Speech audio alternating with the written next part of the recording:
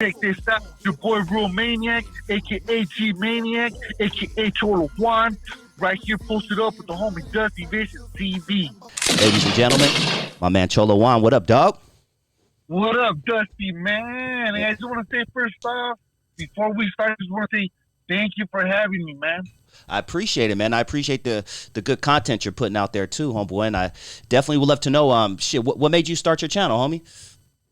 Well, look, man, I'm gonna be honest with you, like, due to the fact, you know, that I'm still a parolee and whatnot, you know, I'm still like tied up and all that legal stuff. I didn't wanna put myself out there like that because I was thinking to myself, like, you know what? If I start making little YouTube channels, whatnot, and it goes up, the cops are gonna be on me. But at the end of the day, after contemplating on it, meditating on it, I said, you know what? It's for the better of the people because what I'm doing is I'm educating my people. You know what I mean? Yeah. I'm just sharing my experience in hopes that some people will look at it and be like, damn, you know what? I was thinking of doing it, but never mind. I was just talking to one of my homeboys the other day on a different interview, and we were talking about growing up in the city is kind of hectic, and you think it's the right thing to do is to go out there and start gangbanging, doing crimes, getting into crazy stuff because that's all you see and it's fun. So that's where you misguide yourself. It's so fun that you think it's the norm. From watching a couple of your videos, I know you started tiptoeing in the gang life, you know, flirting with it, as you say, like in 5th grade, right? Is that safe to say? Yeah, you know, I started in 5th grade. You know, all the homies were out there. You know, they'll be playing basketball. They were like, there was nothing but gang members all around me. So I didn't really have like anything else to see. You know what I mean? But like 5th grade, 6th grade, then I stopped for like about a year. You know what I mean? I said, you know what? Maybe this is not for me. Maybe this is really crazy. You know? Because you moved to a rival hood, right? Your pops bought a house somewhere.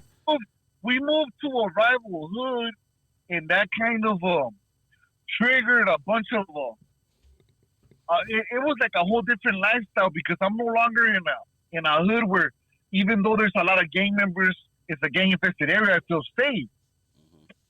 You know, now I'm in a place where I step out the house and I don't know what's gonna happen. Even though I'm a little kid, like some people just don't care. You know? Yeah. And you were going hard up until you made that move, and then when you made that move, it sounds like you decided to start forming a whole little crew. And how'd that go? Well, you know, I remember I was probably like 13 years old. You know, I stopped for like about a year, and then I had a bunch of friends. Like people were just tired of this gang. They were like, they still are the biggest gang in my whole county. You know, so they have all the streets on lock, and you know when a gang is big, they're gonna create a lot of animosity with the community. You know what I mean? Because gangs are gangs, and gangs are gonna do bad stuff to the community. So a lot of people just off top didn't like them, and a lot of people just the first fight I had with them, to where I let it be known that I wasn't gonna put up with them. A lot of people just started backing me up, and some of the homeboys that didn't even grow up in my hood, they wanted to claim my hood because of me, you know? Let's talk a little bit about ONXNARD for people out there who don't know much about it. North of LA, and from what I understand is you guys don't really rep colors. You know, the gangs out there don't rep colors. You guys, you know, rep your sports logos, and your particular hood is Rocks Raider gear, right? Yeah, well, you know what? Right here in Oxnard, bro, like, it's a beautiful city, bro. I'm not even trying to make it sound all bad because it's not. You know, it's real beautiful. We got the beach, but it also has a lot of neighborhoods that are Mexican. Well, the whole city's Mexican, you know, like predominantly Mexican. There's a little bit of blacks, a little bit of whites, whatnot. But it's a beautiful city overall. However, it does have its parts where, I mean, as far as the gang culture, it has evolved to something that is really not, like, don't get me wrong, and I mean no disrespect to current gang members that are out there on the streets doing their thing. Like, there's people that are gonna die or kill for the hood, all ages, everywhere. However, there's not as many as before. When was Oxnard probably, in relation to gang violence? When was it its most active, would you say? In the 90s, early 2000s, like I said, evolution, gangs are still there. Some people will still kill you. But it's not like when I was growing up, like somebody sees you wearing Raiders or White Sox, Cowboys, San Diego Chargers, like automatically they're gonna think you're from a certain section, and they're not even gonna ask if they're your rivals. It's a wrap. Yeah. But now, not as much. Now you can pretty much wear anything, and unless they know you or you look like a cholo, they're not really gonna trip. Yeah, and there was a time I have family from out of state, who would come to LA every once in a while. Back in the day, I would tell them, just leave all your sports caps at home. Don't bring no motherfucking sports caps, because every single sports cap is attached to some gang out here in LA. And like you said, they don't ask questions. They just assume you're from a different rival hood, and boom, there you go. But everything is getting better everywhere, brother. It is, yeah, thankfully. I feel like with all this technology, there's like an easier way for people like yourself to just spread a good message instead of poisoning the youth with nothing but bad knowledge. Yeah. Yeah, and there's a lot of that out there. Toxic knowledge. Yeah, a lot of that out there. Does Oxnard have a large Crips and Bloods population, or even a presence at all? No, that's Crips and Bloods are pretty much non-factors over here. Growing up, there was a black gang called the Black Mob, and they actually some of their members got arrested for some pretty heavy duty stuff like 187s and whatnot. But they're no longer there. I think there's some guys that claim West Side Gangster Crip, but they're not even there themselves. Okay. It's just brown on brown over here. Mm-hmm. And Oxnard, is it considered Ventura County? Yeah, it's Ventura County 805. Okay, cool. Back when I was growing up, bro, like the hoods were separated by fields. Strawberry fields, lemon orchards, whatnot. Like that was back in the 90s. Now it's 2021, bro. Population is 220,000 people. That's not a small city, you know? Yeah, no. Damn. And I'm sure a lot of those fields probably turned into shopping centers and shit. Pretty much they turned into apartments, houses, yeah. shopping centers. But hey, bro, like it's a beautiful city now. That's what I'm saying. Like it's beautiful because we got the beach, Mm-hmm. Yeah. And if you want beachfront property out there, people, I'm gonna tell you right now, Oxnard is where it's going. Okay, look, I'm gonna tell you like this, brother. Mm-hmm. Have you ever heard of Malibu? Of course, very expensive. Right? Mm-hmm. Well, we're the next city over, north of Malibu. Mm-hmm. Yep. So we share the beach with Malibu. Same shit. It's just an invisible border, right? Straight up. Yeah. Well, I don't know about the water. The water might be a little better over there. I'm not gonna lie, but it's all good. I like to look at it anyway. I don't really like to go in it. So you did the juvie because I know you did prison time. Let's start with juvie, man. What was it like entering juvie hall as an active gang member? When I entered the halls, there was a certain smell.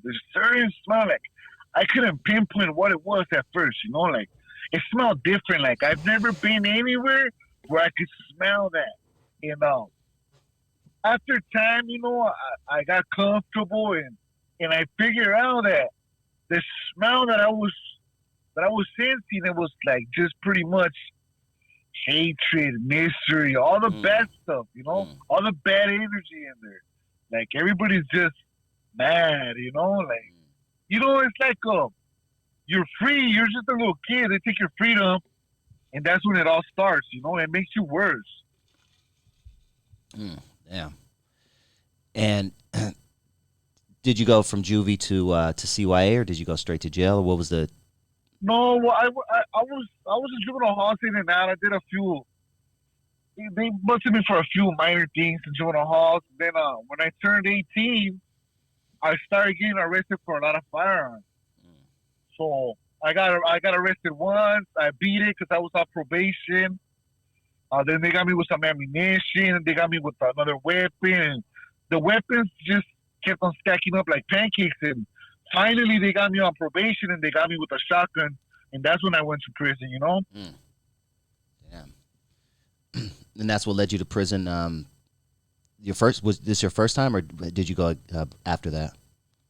Well, prison is like this is I really don't like to talk about prison, but it's related to prison, so that's why I do talk about it. The parole system, bro. The parole system was just so crooked that I don't know if you ever Really? talked to anyone that's been to the California penal system. Oh yeah, but I've talked to it would take your freedom for 1 year just on a violation. Mm. So just imagine, you get busted a few times for violations. That's already like 3-4 years of your life. I did like about 6+ years as an adult just on violations. What the?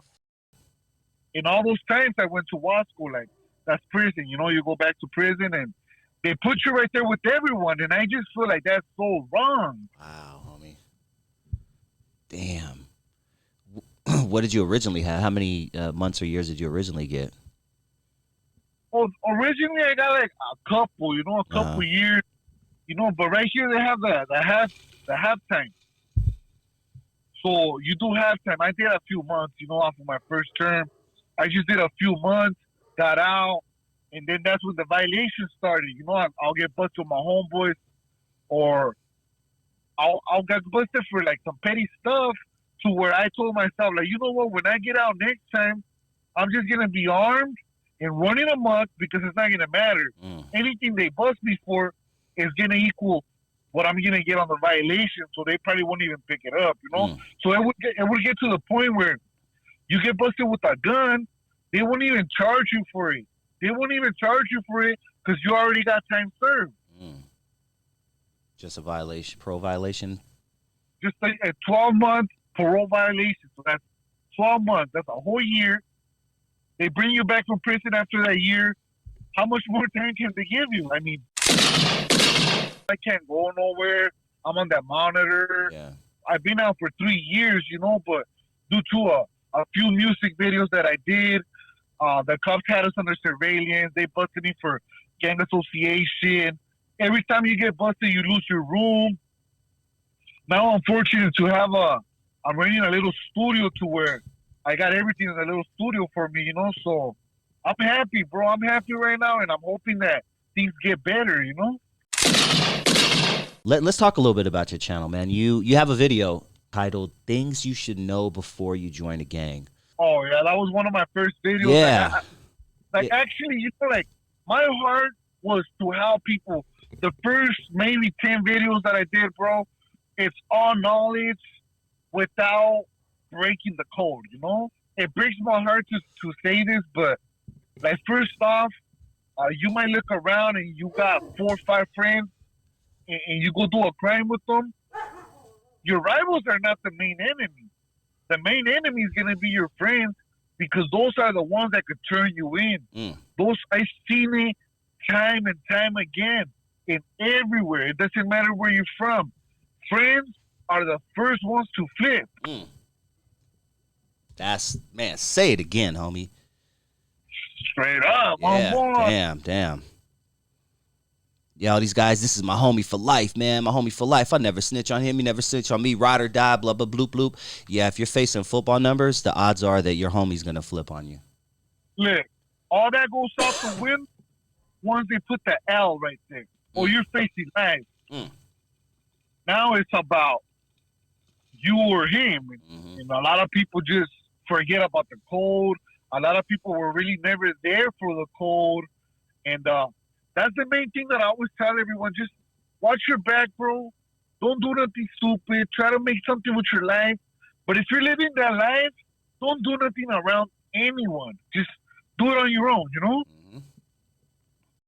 Straight up. The chances of you getting away by yourself are astronomically high compared to you being with someone else.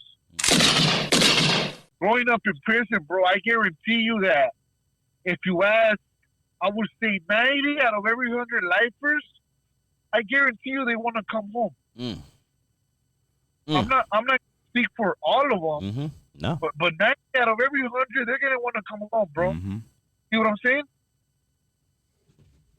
Listen. So why would you out there filming yourself doing crimes if there's people that want to come home? Man, it legit breaks my heart, homie. Like, if there's one thing that fucks with me, it keeps me up at night, it's the fact that we're killing each other like animals out in the street, dog. Black on black, black on Latino, Latino on Latino. You know what I'm saying? We're killing we're doing the job for the racist people and the cops. We're doing the job for them easy. They're just kicking up their feet, turning on World Star Hip Hop and just seeing how many niggas died in the street, you know what I'm saying, this past weekend. It really breaks my heart, dog. I'm not even gonna lie. It's sad, bro, but you know what?